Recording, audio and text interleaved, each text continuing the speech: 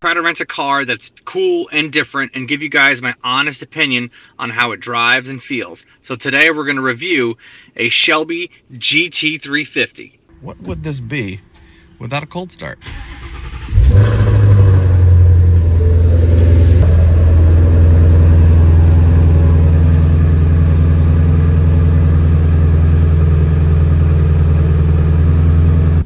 I do something a little different with my car reviews as opposed to when you look at some of the other videos that you see on YouTube. I want to drive the car and give you guys my honest opinion on the actual driving feel of it as opposed to all the other things, because I just don't think you get enough of those reviews on YouTube.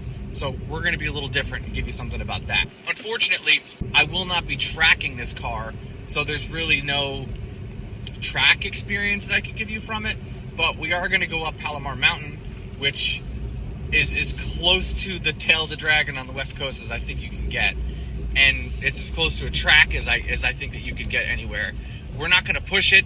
We're still going to stay within our limits, but at least we can feel the car and get an idea of its handling prowess.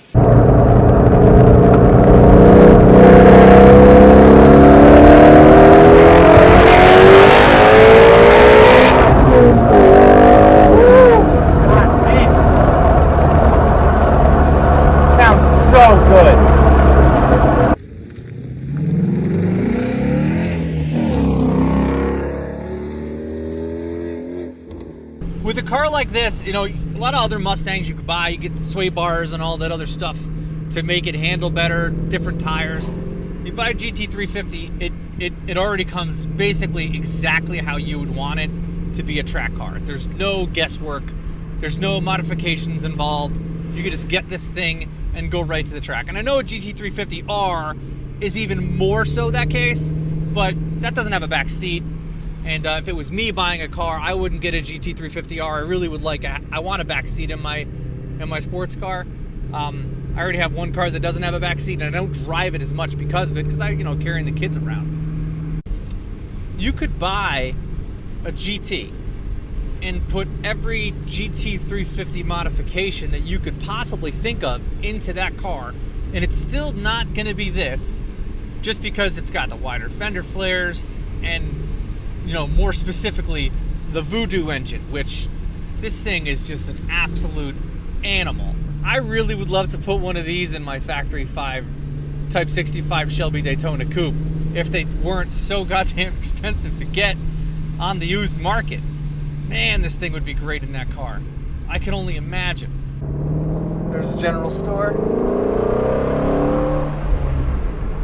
We'll head up to the observation, which I don't know if we're going to see anything. It is just straight fog. The view up here normally is spectacular. If you're looking for a great way to support our channel, check out lowboostfilms.com. Not only does this support the channel, but you'll look great while you do it as well. We have a great selection of different types of apparel and merchandise that you guys can buy. I also have a selection of car parts and tools that we've reviewed on the channel that we know work well for sale on there as well at a good price, so make sure you check it out. Don't adjust your screen. If you're wondering what that haze is you're seeing, it's the fog that's at the top of this mountain that's over 5,000 feet above sea level. And even so, it's still really bright out, so I still have to wear my sunglasses, but like this fog is just surrounding this whole thing. I wish you could actually see what the background looks here normally, because it's great.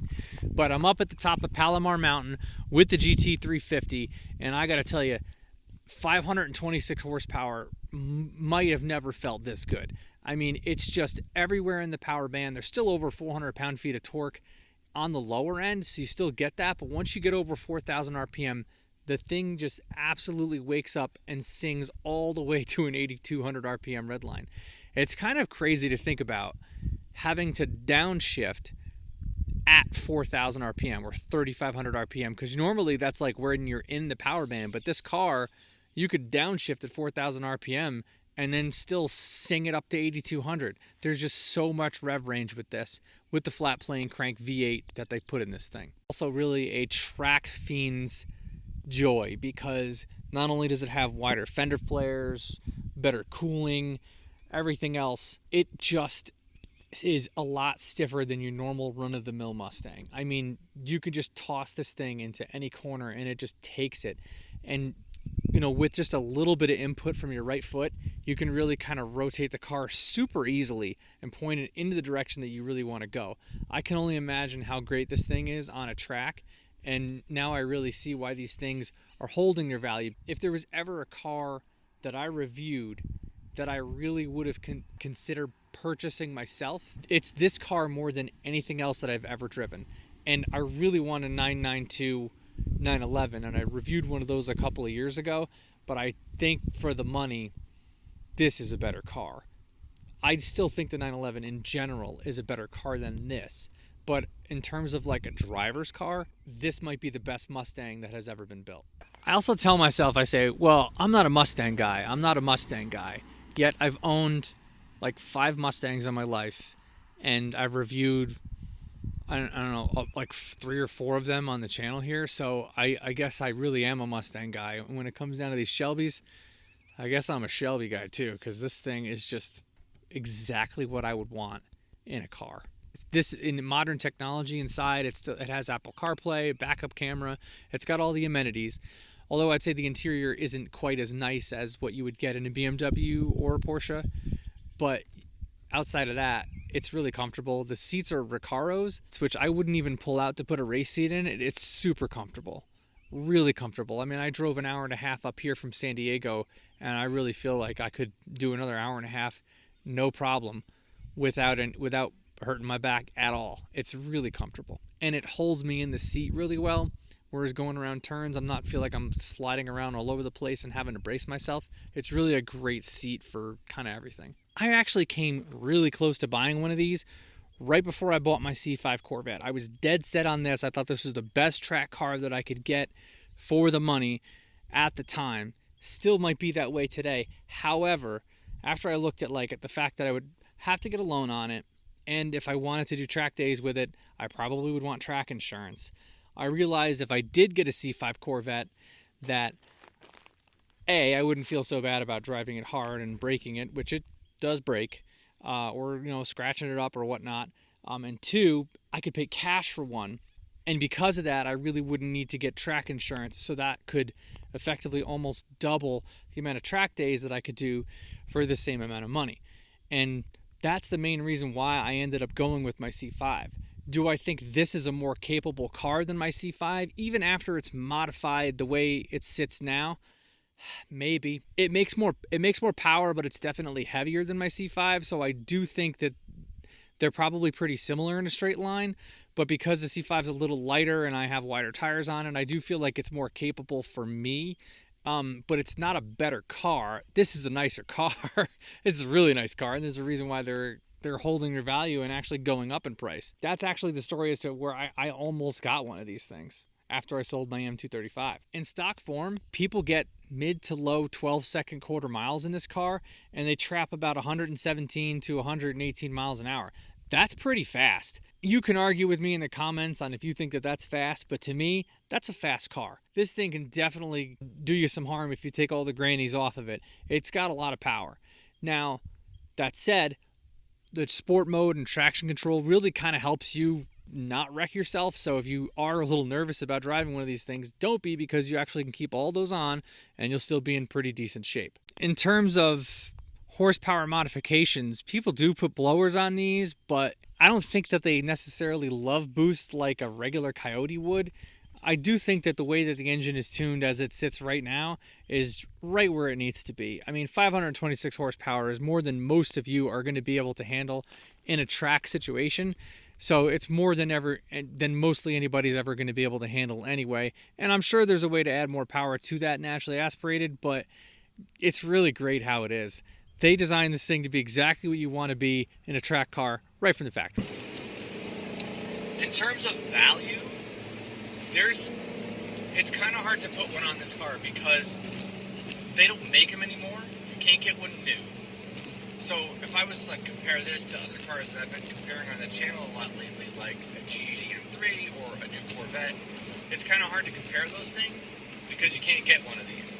And they're going to come out with a new GT350, and I'm excited for that because I drove an S650 and I really liked it. This is still in a class of its own.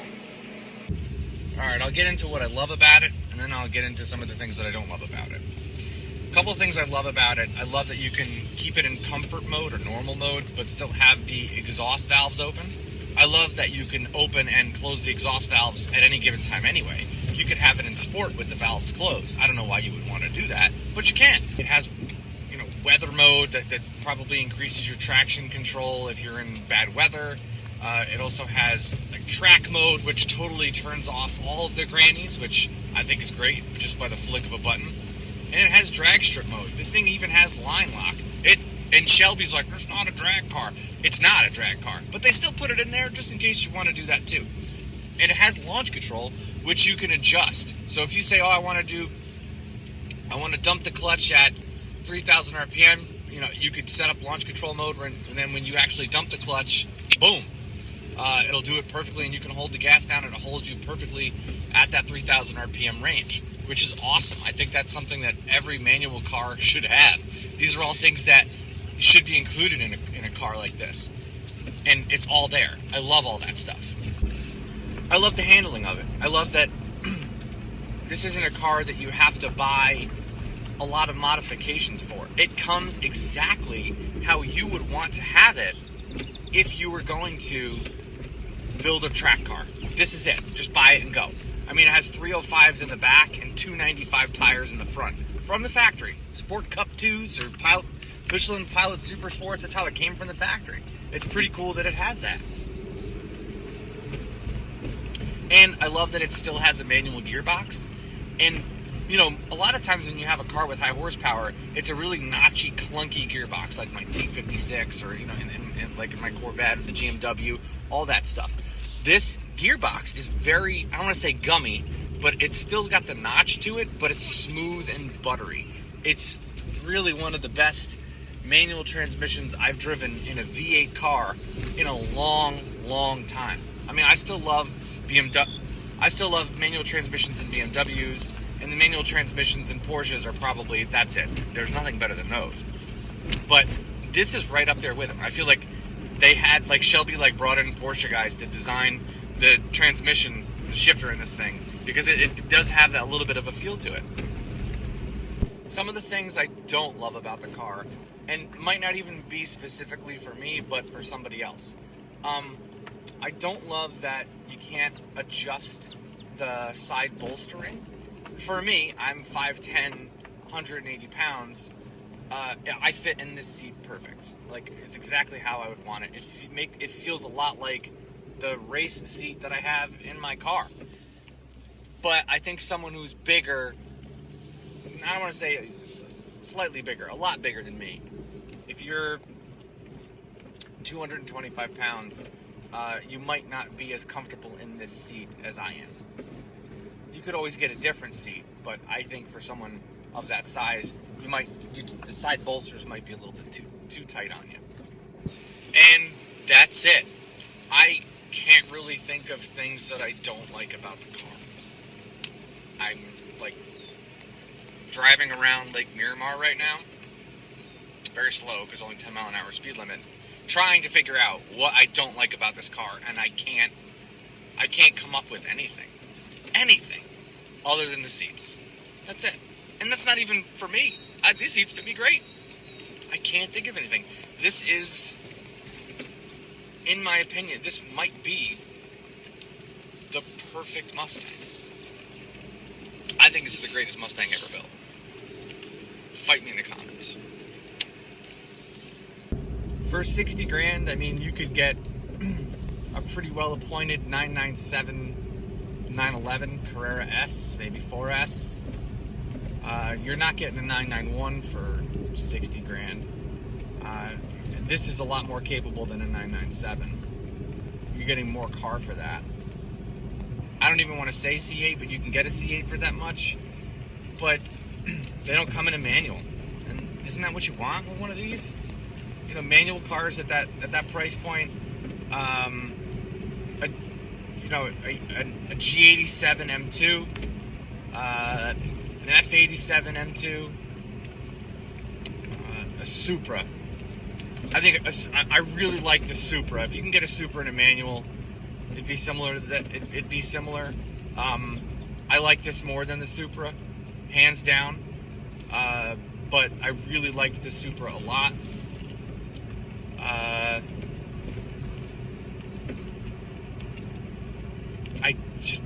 There's no Camaro that will hold a flame to this. You could tell me ZL1 1LE all day long. I don't care if it's faster, you can't see out of it. It's a problem that the Camaros have. So in summary, yeah, I think the Shelby GT350 is really that good. It is worth the money.